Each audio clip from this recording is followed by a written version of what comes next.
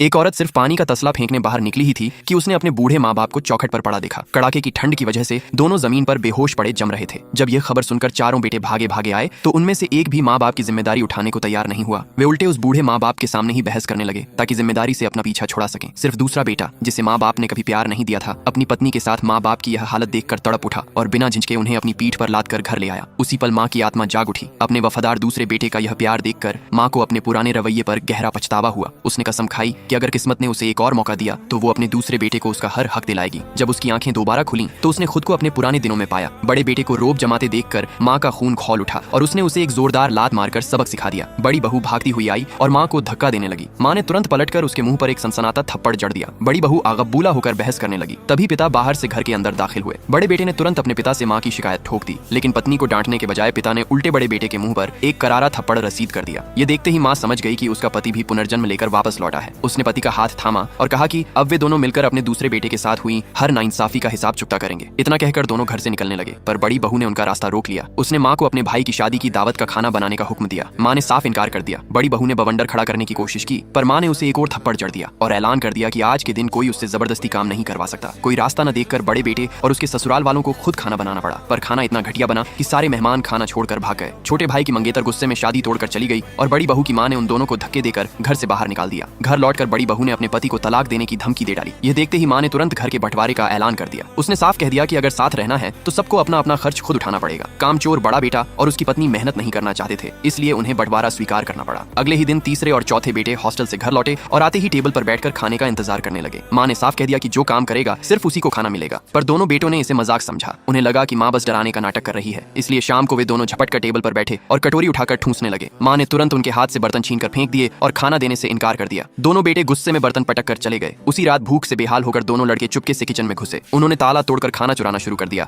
तभी माँ बाप वहां आ पहुंचे। रंगे हाथों पकड़े जाने पर तीसरे बेटे का दिमाग घूम गया और उसने सबके सामने अपनी प्लेट जमीन पर पटक दी। हंगामे के बीच उसने अपने बाप को धक्का दे दिया और वो जमीन पर गिर पड़े। जख्मी बाप को देखकर भी दोनों बेटों के चेहरे पर अफसोस की एक शिकन तक नहीं आई। उसी पल माँ बाप का अपने उन दोनों बेटों से भरोसा हमेशा के लिए उठ गया। अगले ही दिन माँ ने उन दोनों बेटों को धक्के देकर घर से निकाल दिया। इसके बाद वो अपने दूसरे बेटे के लिए तैयार किए कीमती तोहफे लेकर उस लड़की के घर पहुंची जिससे उसका बेटा सच्चा प्यार करता था, और माँ ने पूरे नाज और शान के साथ अपने प्यारे दूसरे बेटे की शादी उसी लड़की से करवा दी।